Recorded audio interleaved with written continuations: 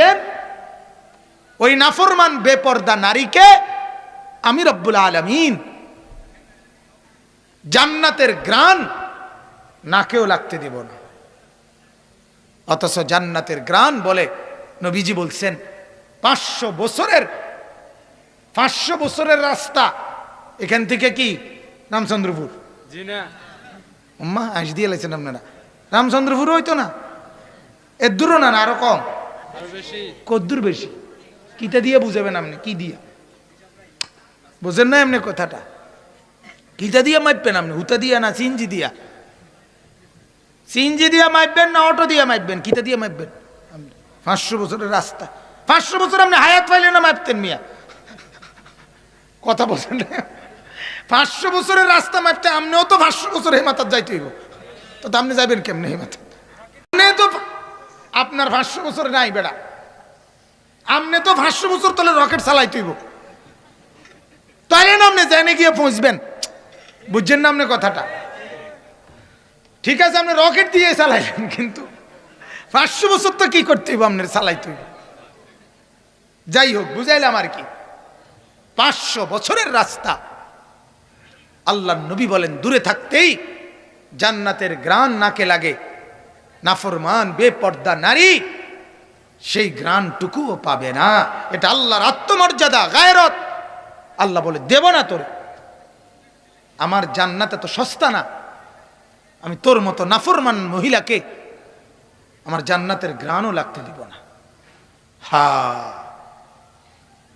আপনারাও আপনাদের বিবিদেরকে বলিয়েন বুঝায়া, আপনারাও আপনাদের মেয়েদেরকে বলিয়েন বুঝায়া যে মা দুনিয়া যে দূর তামসা কইরা লও, শেষ এনে শেষ।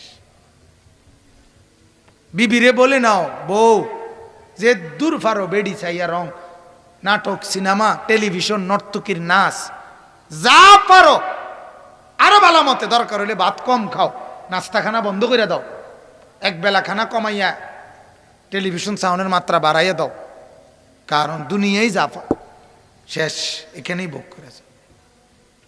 আমার মনে আছে আমি একবার এক জায়গায়, কোন মহিলা যদি কোনো পুরুষের সামনে, ঘরের ভিতরে দুলাভাই ভাসুর দেওরের সামনে, ঘরের বাইরে রাস্তায় ঘাটে বেরিয়ে যান, মাথার চুল বেরিয়ে আছে, কান বেরিয়ে আছে, ঘাড় গলা বেরিয়ে আছে, বাজু বাহু বেরিয়ে আছে, প্রতি সেকেন্ডে একটা করে মহা কবিরা গুনাহ ওই মহিলা তার স্বামী অথবা আব্বা আম্মার আমল নামায় জমা হতে থাকে।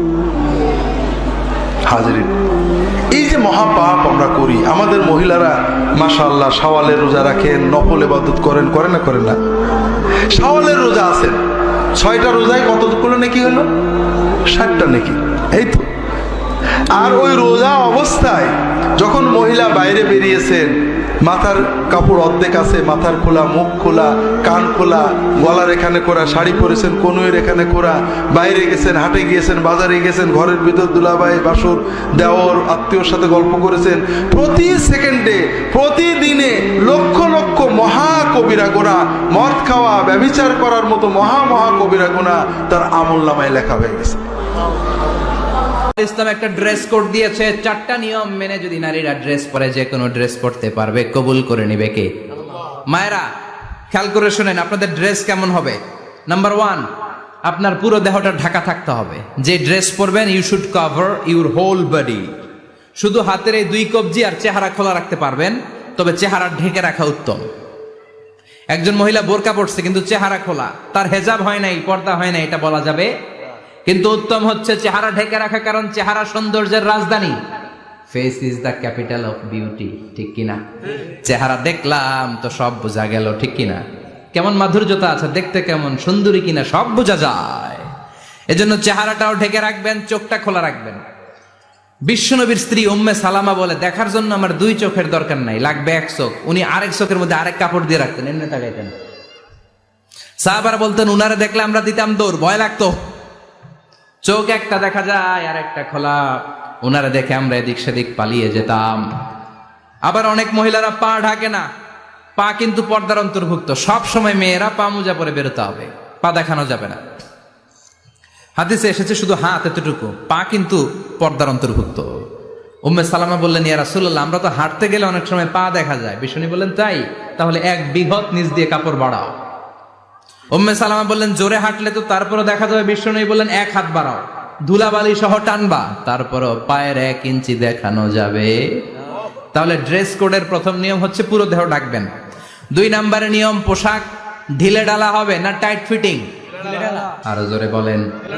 আছি আমরা কোন জামানায়, লাজ শরম গেছে হারায়, পাতলা শাড়ির বাহার, পাখি ড্রেস লেহেঙ্গা, পোশাক দেখে নারীর লাজে মরে যাই। হায় হায়, আছি আমরা কোন জামানায়, লাজ শরম গেছে হারায়। ঠিক কিনা? লাজ শরমের বালাই নেই। ঢিলে ঢালা হবে, টাইট ফিটিং হতে পারবে না। মোটা কাপড়ের হবে, এরকম মোটা হবে, মোটা কাপড়, কিচ্ছু দেখা যায় না, বাইনোকুলার দিয়েও দেখা যাবে না। আবার ঢিলে ঢালা আছে না নাই? আমরা পুরুষরা যে এটা পরি, এটা দিয়ে 3 মহিলার কাপড় হয়। ঠিক কিনা? কাপড় পরতে চায় না তারা, ওদের পোশাক আমরা নিয়ে নিচ্ছি।